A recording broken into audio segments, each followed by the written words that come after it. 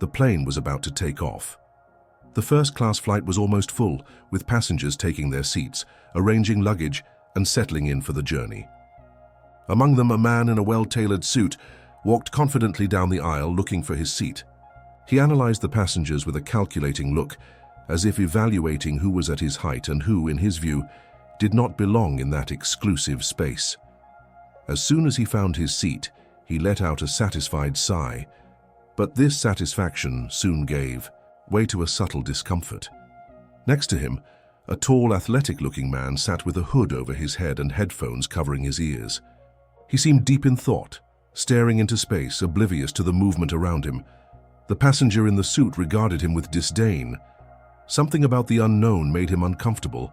Perhaps his posture was too relaxed for someone who should be impressed by occupying that space. First class, in his opinion, was a privilege reserved for a few, and that man next to him didn't seem like someone important enough to be there. He took a quick look at his simple clothes, his athletic shoes, and the way he didn't make a point of interacting with anyone. Without recognizing the figure next to him, the man in the suit raised his eyebrows and mumbled to himself, but loud enough to be heard. "These days, anyone can get a seat here." The stranger responded nothing. He didn't even show that he heard the comment. He just remained calm, his eyes half closed, as if he was used to this type of behavior. But for the arrogant passenger, that silence was interpreted as a kind of weakness, a sign that the man next to him knew he didn't belong in that space. He felt a pang of pleasure as he imagined his words had taken effect. For him, people like that guy shouldn't share the same environment as those who had truly earned their place in the first class. As the passengers settled in and the crew began safety protocols, the man in the suit crossed his arms and leaned back in his seat, convinced. He was right. He didn't know, however, that he was about to be surprised in a way he would never forget. Before continuing this story, think for a moment. Have you ever judged someone by their appearance without even knowing who they really were? Have you ever looked at someone and assumed, based on a few details, that you knew exactly who they were and what they did? The man in the suit did so without hesitation, convinced of his own superiority. But what he didn't know was that he was about to make one of the biggest mistakes of his life. And have you ever been through something similar? Have you ever seen someone underestimate another person and then regret it? Tell us here in the comments. I want to know your opinion before revealing what happened next. The plane had already taken off, and the first-class cabin was silent, with only the ambient sound of the engines and discreet conversations among passengers. The man in the suit looked again at the guy next to him, still immersed in his own world, with headphones in his ears and the hood covering part of his face. The tranquility of the unknown began to irritate him.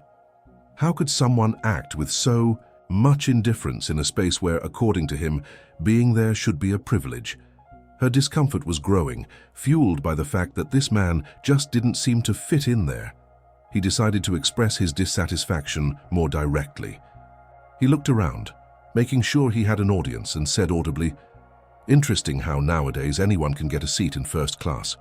In the past it was a sign of status, but now it seems like you just have to be a basketball player and that's it." He paused theatrically, waiting for some reaction.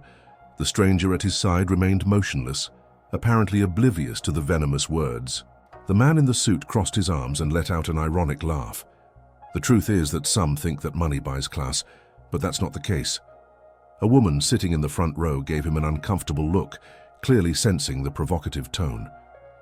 One of the flight attendants, who was passing by serving drinks, also seemed to notice the tension in the air, but continued his work without intervening. The man in the suit, realizing that he had attracted some attention, felt even more encouraged to continue. He glanced at the guy next to him from the corner of his eye and shook his head as if disappointed.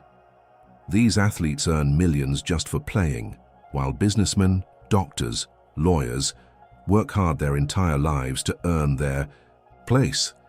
And in the end, you end up having to share space with them. It seems unfair, doesn't it? This time, a slight movement from the man beside him caught his attention. He took off one of the headphones, slowly turned his head and looked at him, but without saying a word. The calm, penetrating gaze disarmed the suited passenger for an instant. There was something about that expression that seemed to say, "I've seen these kinds of people before." But instead of responding, the man just replaced the phone and returned to his calm posture, as if nothing had happened. The arrogant passenger felt a little uncomfortable, but still believed he was in control of the situation. Little did he know that his arrogance was about to lead him straight into the biggest embarrassment of his life. The man in the suit sat back in the armchair, satisfied with his own words. For him, he had made it clear that certain people simply did not belong in that environment, but for some reason, the lack of reaction from the stranger next to him began to bother him even more. I hoped he would at least justify himself, that he would say something to try to prove that he deserved to be there, but nothing. The tall man just maintained his calm posture, as if the dismissive comments were so insignificant that they weren't even worth a response. The silence that once felt natural now carried a strange weight. The arrogant passenger noticed that some people were starting to pay attention to what was happening. The woman in the front row, who had already shown discomfort before, looked discreetly out of the corner of her eye. A grey-haired man, 2 seats to the left side, and shook his head, showing clear disapproval. Even one of the flight attendants, who was passing by again serving drinks, glanced quickly in the direction of the man in the suit, noticing the tension in the air. But nobody said anything. Still, the man in the suit was not satisfied. He felt that his provocation had been ignored, and this hurt his need to impose his supposed superiority. He shifted in his seat, let out a short laugh, and shook his head. "It's funny," he said, as if talking to himself, but projecting his voice enough for others to hear. "People think that just because they make a lot of money kicking a ball or throwing a ball in a basket, that they can walk around like royalty." This time, the man next to him made a subtle reaction. A small smile appeared at the corner of his lips. He tilted his head slightly to the side, as if he had heard something amusing, and then let out a soft sigh. But he continued without saying a word. His smile was neither ironic nor angry.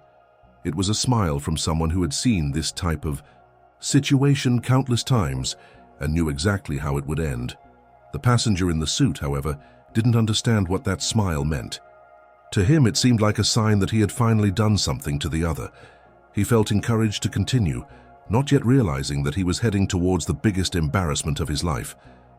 The atmosphere inside the cabin was charged. People avoided looking at him directly, but it was impossible to ignore the growing discomfort.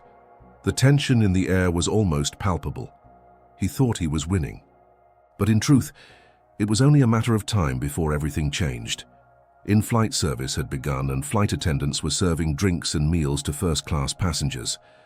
The atmosphere inside the cabin was still charged with discomfort, visible on the faces of some passengers who noticed the man in the suit's constant provocation.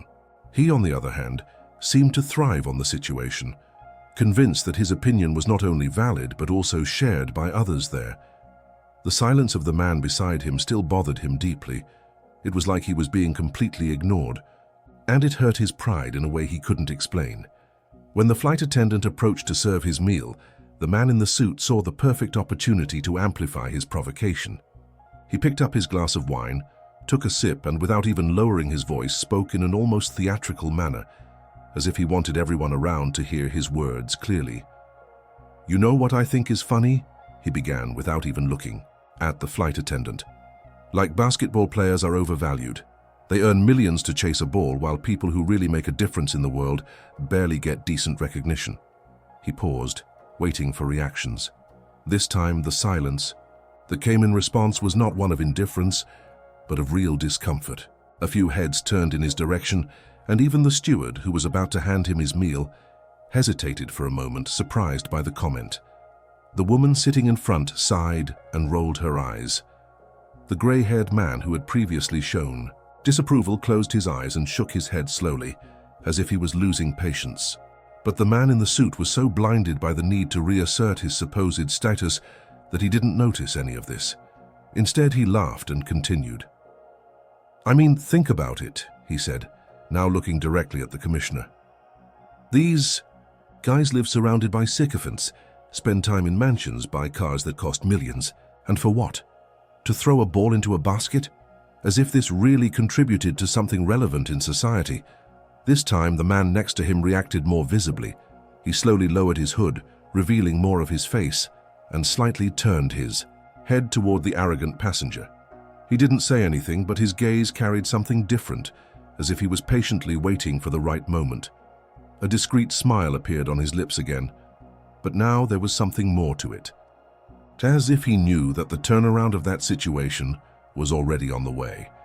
The man in the suit, however, still had no idea who he was insulting, and the impact of this discovery was about to be overwhelming.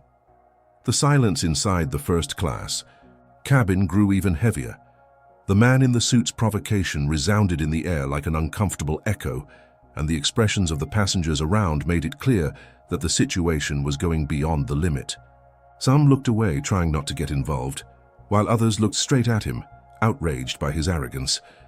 The flight attendant, who was still holding the tray with the meal, hesitated for a moment before finally placing it on the small table in front of him, avoiding any comment that could worsen the tension. The man next to the arrogant passenger, however, still said nothing. He just took a deep breath, leaned back slightly in the armchair, and crossed his arms in a relaxed manner, as if this was nothing new to him. His eyes calmly roamed the environment, noticing every discreet look, every restrained reaction of the passengers. He knew exactly what was happening. I had seen this type of behavior countless times throughout my life. People who judged him without knowing him, who assumed his story without ever having lived a day in his shoes. But he didn't need to answer. Time would take care of that. The man in the suit, on the other hand, began to feel slightly uncomfortable. He expected some reaction, an argument, a protest, perhaps even an insult in response. But what he received was a simple, calm look and a slight, enigmatic smile, and that irritated him more than anything else. It was as if his opinion was so irrelevant that it didn't even deserve to be taken seriously, as if he were just one of the many who had already tried to belittle the man without success. Unrest grew within him, and he realized that despite his harsh words, he was not in control of the situation as he thought. He looked around, noticing that some people were whispering quietly. Others were watching him with closed expressions.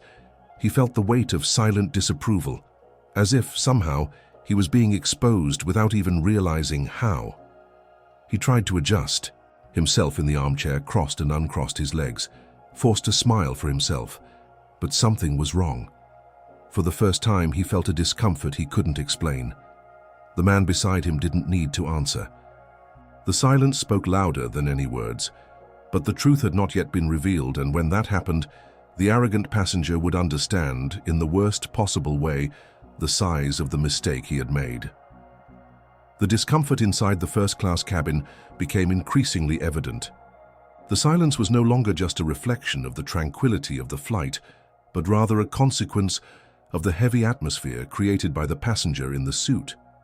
His arrogant comments had not provoked the reaction he expected, and now it seemed that everyone around him was paying attention to the outcome of that situation. He tried to maintain his superior posture, but something was bothering him. The lack of response from the man beside him began to seem more like a sign of absolute security than submission. It was at that moment that one of the flight attendants approached again. This time, his posture seemed slightly different. There was a certain respect in his face, a discreet deference that contrasted with the indifferent way in which he had treated the other passengers. He stopped next to the tall man's armchair and leaned in slightly to speak to him. His voice was clear and respectful, but it also sounded like lightning cutting through the silence. "Mr. James, do you want anything else?" The impact was immediate. The passenger in the suit froze for a moment. The sound of that name reached his ears in an almost surreal way. James, Mr. James, his gaze fixed on the man beside him, as if he were seeing him for the first time. The pieces slowly began to fall into place in his mind, and an icy feeling ran down his spine. The tall man, until then so calm and reserved, slowly raised his eyes, looked at the flight attendant, and smiled politely. "No thanks. Everything's great." His voice was calm, firm, carrying a natural tone of authority.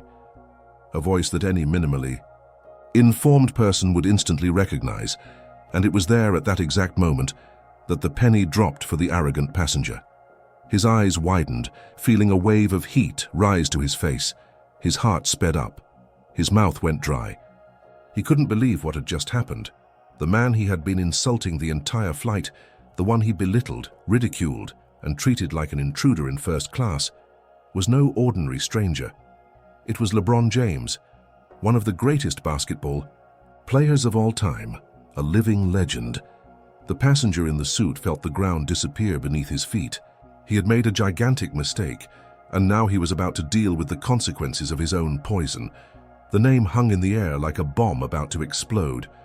"Mr. James." The sound of that simple greeting seemed to have completely changed the atmosphere inside the cabin. The silence, previously only uncomfortable, now became almost deafening. Passengers who until then had only been following the situation from afar were now completely focused on the scene. Some looked at each other.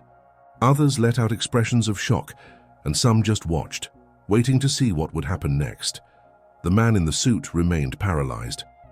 His mind tried to deny what he had just heard, as if there was any chance that it was a mistake, but it wasn't. Now, looking more closely, he began to notice details he had previously ignored. The impressive height of the man at his side, his athletic build, his confident gaze, and his undeniable presence. How had he not noticed before? How could you be so blind? The commissioner, on the other hand, seemed not to have noticed the impact of his words. He just nodded politely to LeBron and went about his business as if nothing had happened. But the passengers knew. They knew exactly what that meant.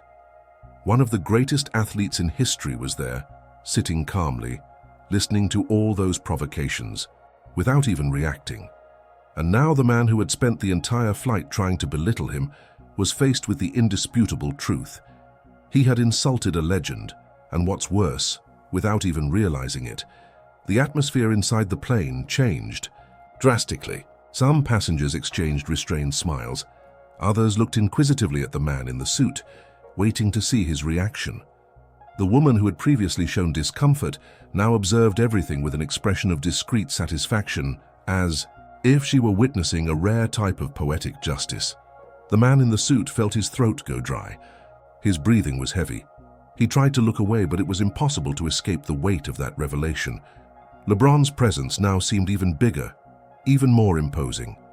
The player, however, remained exactly as before, calm, serene, without even a trace of arrogance or revenge in his expression. He didn't need to say anything.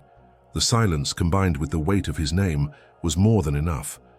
The arrogant passenger felt something he didn't often feel: shame.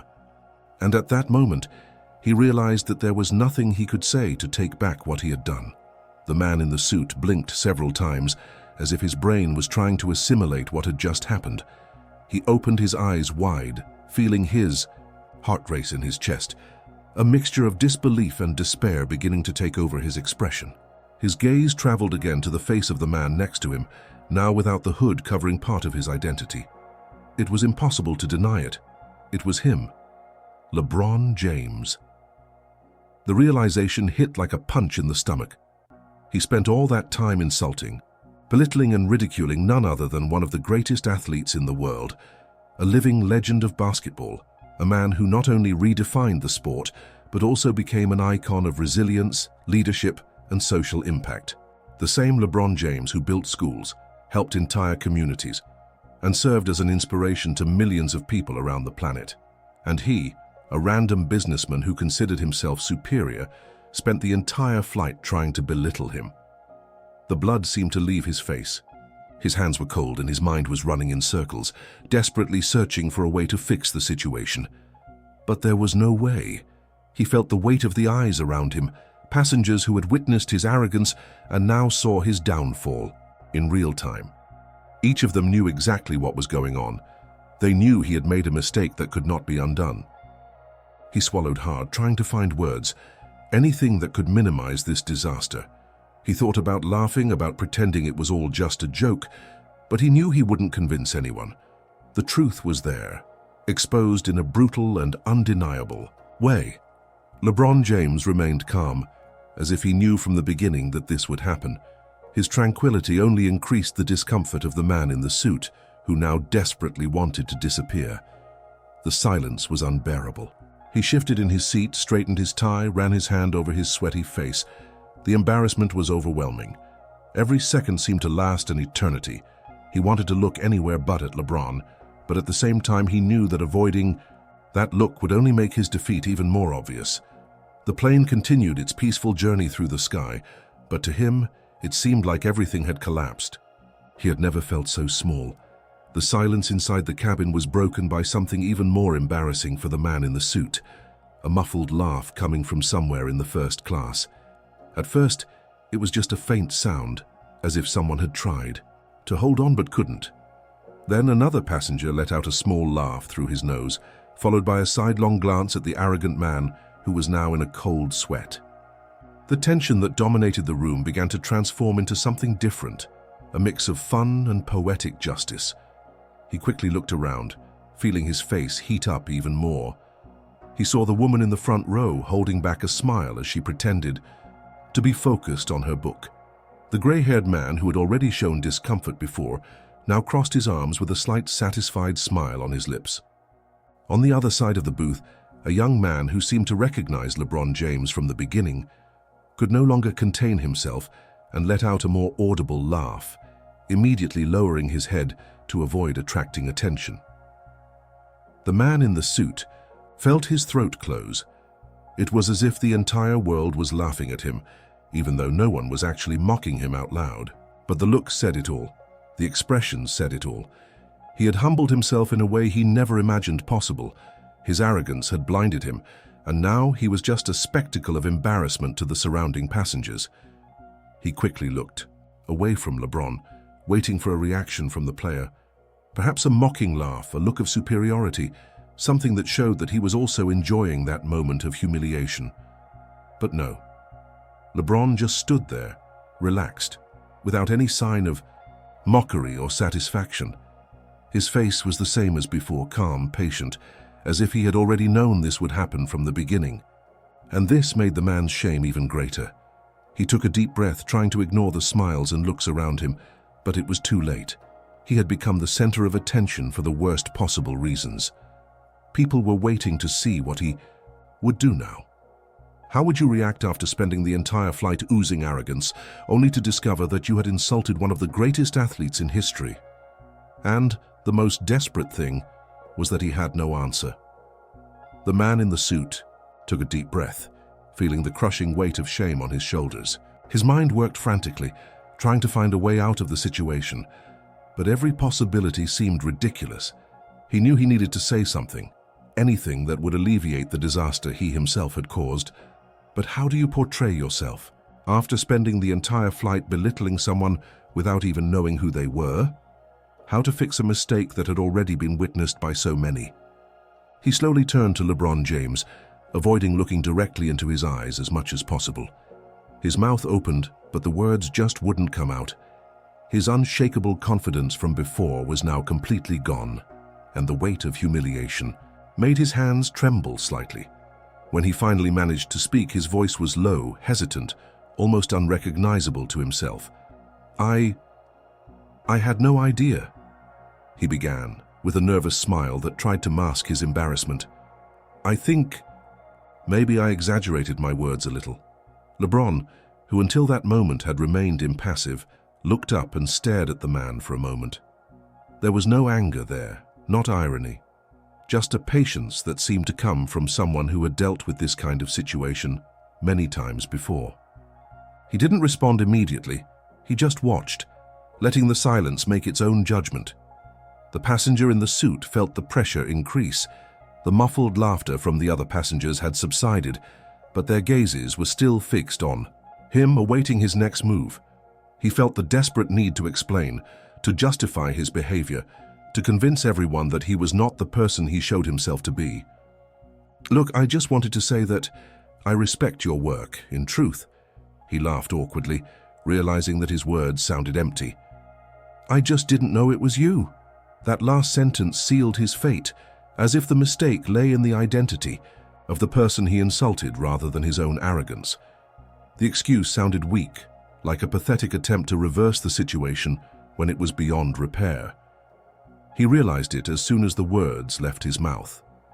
Lebron remained silent, just shaking, his head with an almost imperceptible smile. He didn't need to say anything. The man's shame was punishment enough, and at that moment, it became clear that no matter how much he tried to redeem himself, it was already too late. The man in the suit swallowed hard, still trying to salvage what was left of his dignity, but he already knew there was no way out. His attempt at retraction had sounded pathetic, weightless, worthless, and now the only thing left was to wait for Lebron's response. The player remained silent for a few more moments, keeping his gaze steady but without showing anger or resentment. He could have exposed the man there, he could have responded appropriately, he could even have laughed at the situation, but he didn't do any of that. Instead, he just let out a light sigh, relaxed in the armchair, and with a smirk replied simply and objectively, "Everyone is entitled to their opinion." The tone of his voice was calm, confident, without any trace of irony or aggression. He didn't need to raise his voice to show his greatness. He didn't need to return insults to gain respect.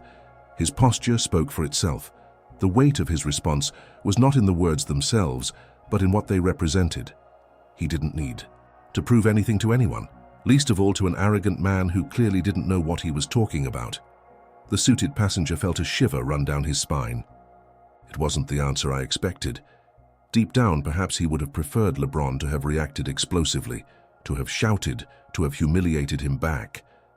This, in a way, would give him something to defend himself with, a way to turn the situation around. But no, Lebron didn't give him that opportunity.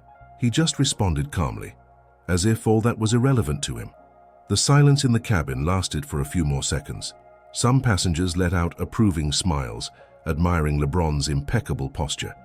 Others just nodded discreetly, recognizing the weight of that answer. The man in the suit, on the other hand, felt even smaller than before. His own arrogance had led him to this moment, and now, in front of everyone, he was nothing more than a living example of how excessive pride can turn against itself. He tried to force a smile to pretend that everything was fine, but his body betrayed his insecurity. He shifted uncomfortably in his seat, looked away and lowered his head, feeling the weight of defeat. Lebron, on the other hand, just put his headphones back on, as if the conversation had come to an end. And for him, it had indeed arrived. Before we continue this story, I need to ask, have you ever witnessed a situation where someone said too much and then deeply regretted it? Have you ever seen someone put in their place without the other person needing to raise their voice or act aggressively? LeBron James didn't need to humiliate anyone. He didn't need to prove anything. His simple and serene response was enough to show the difference between greatness and arrogance. And you, what would you do in the arrogant passenger seat? Would you have the courage to face everyone after such humiliation? Leave your comment. I want to know your opinion before revealing the outcome of this story. The man in the suit remained motionless, feeling the crushing weight of shame weighing down on him. His mind was still trying to process everything that had happened in the last few minutes, but the truth was simple and brutal. He had insulted, belittled and ridiculed one of the greatest athletes in history without even knowing who was by his side. Now, there was nothing more he could do. There were no words capable of erasing their attitudes. There was no excuse that could repair his arrogance. He lowered his head, avoiding any eye contact with the other passengers. His face was red, his hands were sweaty, and his heart was beating fast. LeBron James' silence, so calm and imposing, crushed him more than any aggressive response could. He realized with painful clarity that his worldview was limited, small, built on a false sense of superiority. I thought I could judge someone just by their appearance. I thought I knew who deserved or didn't deserve to be in a certain place. But in the end, the only person who lowered himself there was himself. The other passengers still exchanged glances with each other. Some shook their heads in disapproval. Others just watched, as if waiting to see if he would try anything else. But he didn't try. I already knew there was no way out. His arrogance led him straight to ridicule, and the only thing left for him now was to deal with the consequences. He adjusted his tie with shaking hands, trying to compose himself, but it was impossible to ignore the suffocating feeling of failure that enveloped him. For the first time in a long time, he felt small. And not because of LeBron's physical greatness, but because of his moral greatness. By the way, a simple smile and a calm response were able to completely dismantle him. The flight continued, but to him, every minute seemed like an eternity. Regret burned inside him like a fire that couldn't be put out. He finally understood that it wasn't about how much money someone had or where they were sitting. It was about character, respect, and humility. And these were the qualities he clearly lacked. Without looking around, he sank into his seat, hoping that the flight would end as quickly as possible. But he knew that even after he landed, that lesson would stay with him for the rest of his life. The plane continued its peaceful journey through the sky, but for the man in the suit, nothing seemed more comfortable. The first-class cabin, once a symbol of status and exclusivity for him, now became the scene of his greatest humiliation. Every discreet look, every restrained laugh, every second that passed in silence was a reminder of the mistake he had made. Lebron James, on the other hand, continued his journey as if nothing had happened. No grudges, no need for revenge, no even giving the man the satisfaction of a direct confrontation. His stance spoke louder than any argument could have. He knew who he was. I didn't need to prove anything to anyone, much less to someone who had sunk into their own arrogance. The lesson had been given not through shouting or fighting, but through the weight of the truth itself. The man in the suit felt firsthand what happens when you underestimate someone without knowing them. He learned the hard way that greatness is not measured by money, social class, or the power someone thinks they have. Greatness is measured by the respect you earn, the impact you make, and the dignity with which you choose to respond to even the most petty insults. And now, as the plane continued on its way, he knew that, no matter how much he tried to forget, that moment would be marked forever. If you've made it this far, we want to know how this video touched your heart. Comment below and share how this message spoke to you. Don't forget to subscribe to the channel to continue receiving transformative content. Leave a like to support this mission, and of course, watch the next video that is already on the final screen. See you there.